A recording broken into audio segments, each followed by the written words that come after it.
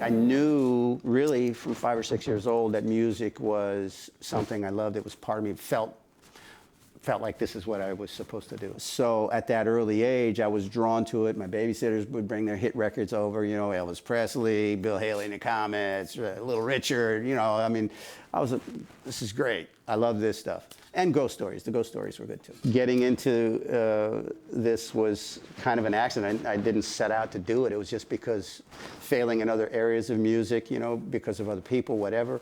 And I got into the studio and loved it. Like I said, I'm compelled to do it. And I've been doing it for 4 decades, 43 years plus now. It's worked out.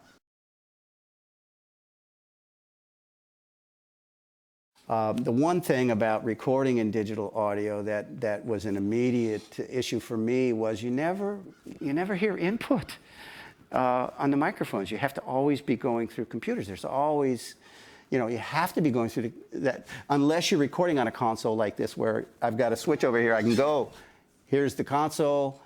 Yeah, here's the playback. Here's the console. Here's the playback. And when I got the studio and I heard about the Auroras, first I started with 1, and then I got 2, now I got 3, and I'm going to get another one. Is when I went back and forth from the console here in my studio, and I heard the difference. I was knocked out, completely knocked out, at the lack of color that it doesn't bring.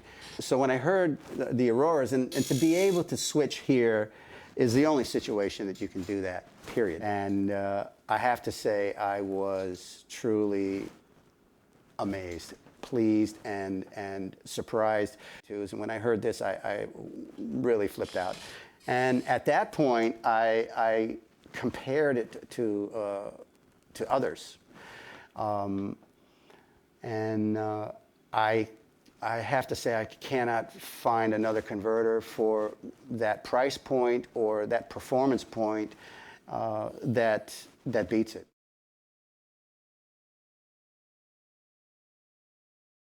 It seems that most converter companies want to put something else in there for you.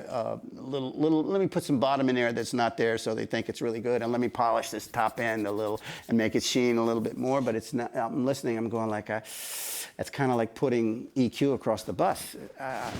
Compressors, when you're tracking, you got to hear what you're getting, and that's how it helps me. They become invisible. I don't have to worry about them. They disappear, and they allow me to get lost in the music. I had this console, which I got in 2003 and put in a studio in Manhattan.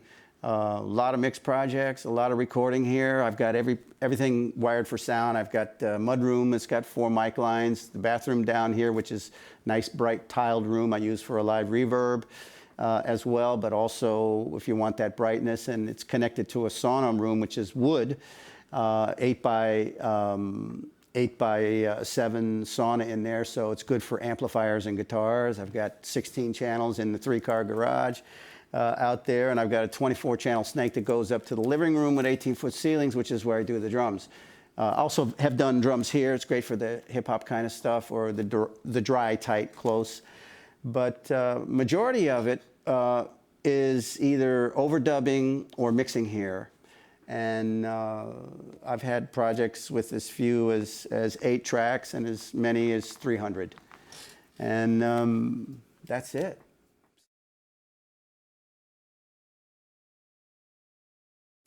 When I first got into the studio, we actually came up to Select Sound, 1790 Broadway. And it was off time, but it was the studio that Apple used. That's when I got in to see a real console for the first time. And I was walking into the control room, and I didn't know the politics of studios or anything at that time. I just knew my guitar. I'd been playing for 12 years right here. And I said, how come my guitar sounds like that? And he says, yeah, isn't it great? I said, well, no. The engineer said, well, what do you mean? Of course, I didn't know that he was an assistant engineer that had free time, that he was learning, you know, on downtime for the studio, which is how it works. So I brought my guitar in. I says, you hear that? I says, play that. What's up? Oh, I get it. Okay, so, yeah, and we changed microphones, and that was that. And I says, okay, we got that straight. And he had the microphone really close, and I said, maybe if you back up a little bit, because my ear, you know, at least give me the distance of my ear, you know, for the, let's try that for a start. So it was kind of common sense, and I said, now, let's talk about these drums. I called a record plant, said, hey, I'm Ron Saint Germain, I kind of want to learn how to make records. And the guy on the phone, Mitch Plotkin was the studio manager. He says, yeah, well, what do you do? I gave him a little bit of the background, performance, theater, music, blah, blah, blah. And he says, well, can you come in and, you know, fill out some paperwork? I said, yeah. They're interviewing me, and he says, well, when can you start? I said, as soon as I finish the paperwork. I went downstairs. He said, report to Tom Fly. As I opened the door to go in to report to the receptionist there, it was John Lennon and Yoko Ono. So my heart is like, I says, well, this is a Beatle because I'm meeting a Beatle. I said, hi, I'm Ron Saint Germain and I work here. And he says, well, I'm John Lennon. And I said, I knew that. He says, and this is my wife, Yoko. And I said, well, I knew that too, pleased to meet you. And meeting a Beatle in the first 10 seconds going through the threshold was all the sign I needed to get into recording. And that was the beginning. Great, great, great customer service. I can't say enough about it. You need help when you need help. And Lynx is the best customer service I have ever had in business. And as I said, better than any that I've had in any other business.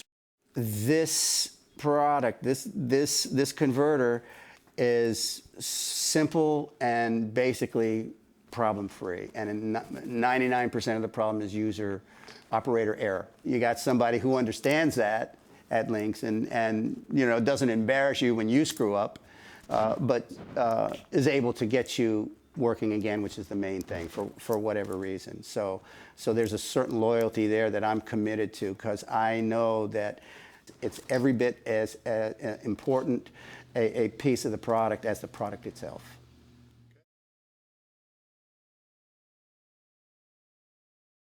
Some of the jazz projects, for example, Nels, Cline, Chris Davis, Ben Goldberg, truly amazing stuff that I can do at 176.4, 24, 176.4, the higher resolution stuff, very clean audiophile type recordings. And this is Nels Cline. It's called Initiate, and it's Initiate 1 and 2. The Nels Cline singers was mixed with these converters and recorded with it, and truly, truly amazing. Ben Goldberg's project is coming out. It's called Orphic Machine. He's a San Francisco clarinetist, and absolutely spectacular musicianship, incredible music. Did that one at 176.4, and it was probably, from an audiophile type recording, one of my top 3 recordings ever and mixes. Some of the stuff that I've done here that I really like from a tracking standpoint was this band called My Excuse from Greece. And their album is called All I've Become. Amazing, amazing record. There was another one, a band called Street Kind out of Florida. Fantastic. I'm working on a new artist, Ada Pasternak. Beautiful pop singer, incredible violinist, perfect pitch, beautiful songs. Generally, to marry the two, it's go to the real plugins, use the real outboard gear, mix to tape. I find that gives it the glue and really marries it nicely together. Quite often, most people don't want to mix the tape, so I'm still mixing digitally, and with the Hilo, if I had the Hilo, which it looks like you're going to have to struggle to get it back, I would be able to take a project that I'm mixing that was recorded at 24-44-1 or 24-48, because it seems that most of them are down in that range, and then use it as a tape machine, but at a higher resolution, 88.2, 176.4, 192, you know, something like that.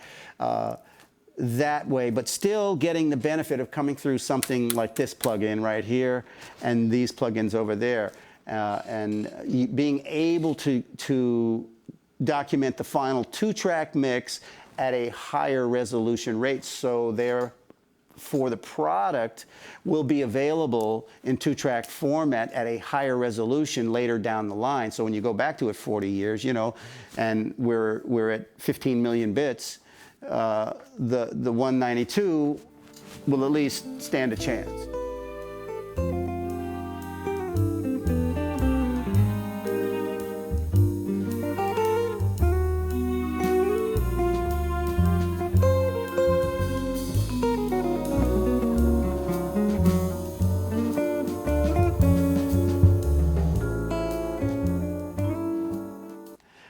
It's always delivered, you know, those converters. It's just, as I said, I don't worry about them.